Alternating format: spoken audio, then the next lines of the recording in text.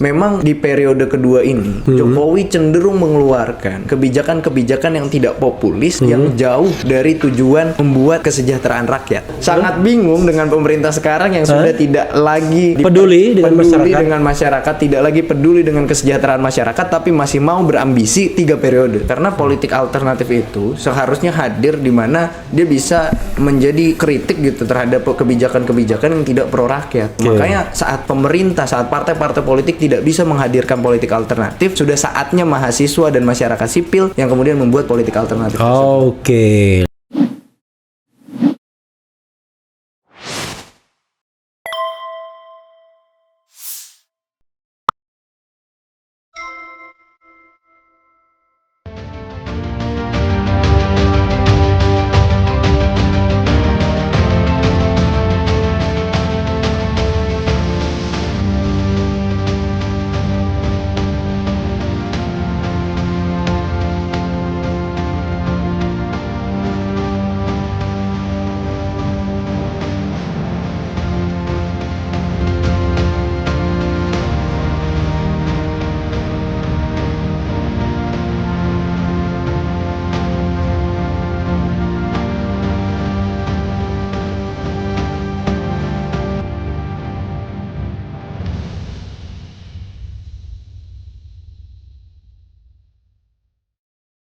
Oke, ya, silakan. Yang pertama tadi tentang kesejahteraan masyarakat. Memang ini jadi satu isu yang fundamental terhadap negara kita saat ini. Gitu, bahwa kita sudah jauh dari kata kesejahteraan, kita sudah jauh dari kata keadilan sosial bagi seluruh rakyat Indonesia. Gitu, dan apa yang kemudian jadi pembacaan kami gitu ya di tataran mahasiswa, terutama mungkin saya sebagai mahasiswa ilmu politik gitu, bahwa memang di periode kedua ini Jokowi cenderung mengeluarkan kebijakan-kebijakan yang tidak populis yang jauh dari tujuan membuat kesejahteraan rakyat. Misal, contoh barang. Contoh misalnya di awal saja ke periode kedua Jokowi Dodo sudah langsung mengumumkan Omnibus Law Cipta Kerja.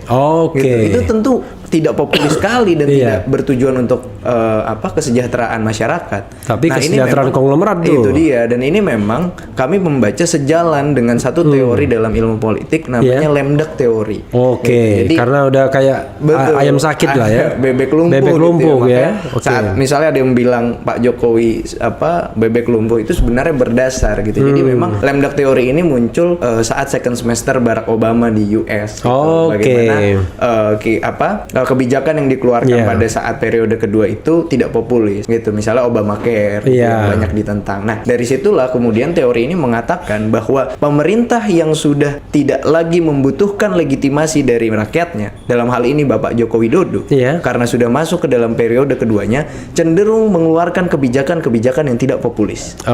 Gitu. Jadi kita bisa melihat tadi contohnya Omnibus Law Cipta Kerja, RUU Minerba. Karena dia tidak punya lagi interest. Tidak lagi punya interest dan tidak lagi membutuhkan legitimasi dari masyarakat. Tapi kan untuk 3 periode kan begitu. Nah, itu dia, makanya saya sangat bingung dengan pemerintah sekarang yang sudah tidak lagi peduli dengan masyarakat, tidak lagi peduli dengan kesejahteraan masyarakat, tapi masih mau berambisi 3 periode. Saya sangat bingung gitu, karena itu tadi kebijakan-kebijakan itu anti teori dikeluarkan tidak populis gitu dan tidak bertujuan untuk mensejahterakan rakyat. Yang kita memang bisa lihat sekarang yang hadir di pemerintahan, kepentingan-kepentingan yang hadir itu tidak mengarah kepada kesejahteraan rakyat, tapi mengarah kepada kepentingan-kepentingan oligarki.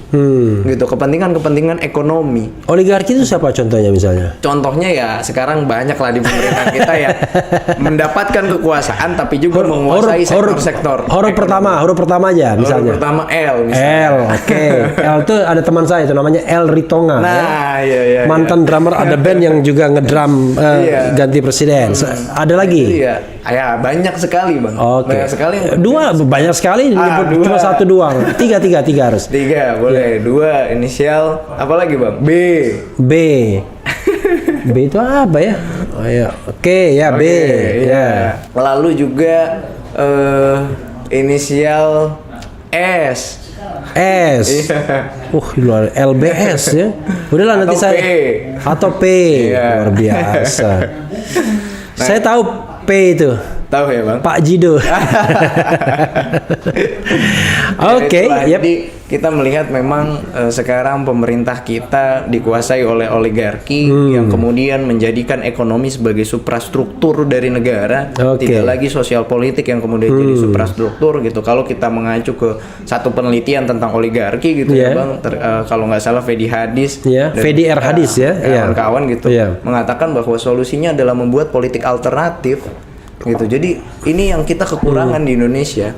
Politik alternatif ini tidak hadir dalam eksekutif maupun dalam legislatif. Politik alternatif itu with internal atau eksternal? Keduanya. Iya, karena politik alternatif itu seharusnya hadir di mana dia bisa menjadi kritik gitu terhadap kebijakan-kebijakan yang tidak pro rakyat. Gitu. Makanya saat partai-partai politik tidak bisa menghadirkan politik alternatif, sudah saatnya mahasiswa dan masyarakat sipil yang kemudian membuat politik alternatif. Oke lah ya. Jadi politik alternatif kita, politik sebenarnya itu aja ya, politik pro rakyat. Iya, kan selalu rakyat versus konglomerat, ya kan? Ya, dan ideologi kita kan satu, Pancasila. Gitu. Nerima Pancasila kan? Kalau itu jelas. Sudah jelas ya. Iya. Tapi kan malah partai-partai politik yang berideologi Pancasila saat ini tidak kemudian mengimplementasikan Pancasila secara penuh. Gitu. Luar biasa ya. Coba dijawab lagi yang lain tadi pertanyaan-pertanyaan tadi. Apa lagi ya? Ya mungkin kalau terkait dengan gerakan mahasiswa yang diidentikan dengan kadrun gitu. Sebenarnya itu sangat jauh gitu. Kenapa? Karena tugas kita ini kan adalah gerakan mahasiswa adalah gerakan moral. Gerakan mahasiswa adalah gerakan politik paling ideal. Gitu. Dan inilah saatnya gitu mahasiswa kemudian mempraktekkan apa yang sudah dipelajari di kelas. Gitu. Jadi kalau menurut Undang-Undang IKM UI gitu ya, mahasiswa itu definisinya adalah IKM itu Ikatan Keluarga Mahasiswa UI, gitu. Mahasiswa adalah orang-orang yang tercerahkan pemikirannya dan berani berdiri di hadapan kezaliman. Oh, luar biasa. Jadi kita sudah tercerahkan. Nanti bahasa kadrunnya katanya amar ma'ruf nahi mungkar. Karena kita sudah tercerahkan pemikirannya. Maka dari itu kita mahasiswa seharusnya berani untuk berdiri di hadapan kezaliman. Oke, luar biasa ya. Masalahnya adalah sudah diidentifikasi di mana kezaliman itu. Sehingga Anda harus berdiri ya kan? Boleh ambil minum Bang? Oh iya ya, ambil santai kita. Dan saya harus tanyakan ini karena ini adalah tanggung jawab saya juga untuk memberikan hal yang jelas kepada masyarakat ya. Begini. Agak ngeri-ngeri sedapnya begini. Masa jabatan presiden. Kita nggak bicara tentang penundaan, perpanjangan, tapi kita bicara tentang percepatan. Iya kan? Sejauh apa dan sedalam apa ide tentang percepatan masa jabatan itu ada di kalangan mahasiswa? Karena saya lihat ada juga colongan-colongan spanduknya kan. Jokowi mundur ya. Saya frankly speaking ini kan untuk pendidikan rakyat ya. Itu bagaimana coba? Tadi kan ada yang jauhnya kan betul, katanya. Tanya. Sebenarnya kalau sejauh apa dan sedalam apa belum jauh dan belum dalam. Gitu karena kita tidak kemudian pernah membahas itu dalam forum besar, tapi mungkin ya membahas itu ya dalam forum-forum kecil gitu. Jadi kalau maksudnya untuk membantah saja gitu Bang, klaim-klaim dari pemerintah misalnya pemerintah tidak bisa melaksanakan pemilu atas dalih ekonomi. Padahal pemilu adalah satu cara untuk meningkatkan ekonomi kita. Jadi trigger dia. Jadi kalau gitu ya kalau misalnya pemilu dipercepat, ya ekonominya bakal membaik dengan lebih cepat. Gitu. Jadi diskusi-diskusi kecil seperti itu mungkin yang terjadi di tataran mahasiswa untuk membantah klaim-klaim dari pemerintah, membantah argumentasi dari pemerintah yang istilahnya melegalkan perpanjangan masa jabatan presiden atas dalih-dalih yang mereka coba sampaikan. Kalau saya tanya lebih menukik lagi, BEM UI yang Anda ketuanya ya kan? Itu ada 3 varian sekarang. Satu, perpanjangan masa jabatan. Kedua, fixed term of office yaitu 2024. Atau perpendekan masa jabatan. Kalau sejauh ini posisi kita fixed term. Fixed term ya. Kita mengikuti apa yang memang sudah diatur gitu dan memang ya kita juga melihat ini jadi satu pendidikan politik juga sebenarnya bagi masyarakat. Gitu. Kalau misalnya pemerintah bisa selesai di 2024. Oke. Gitu.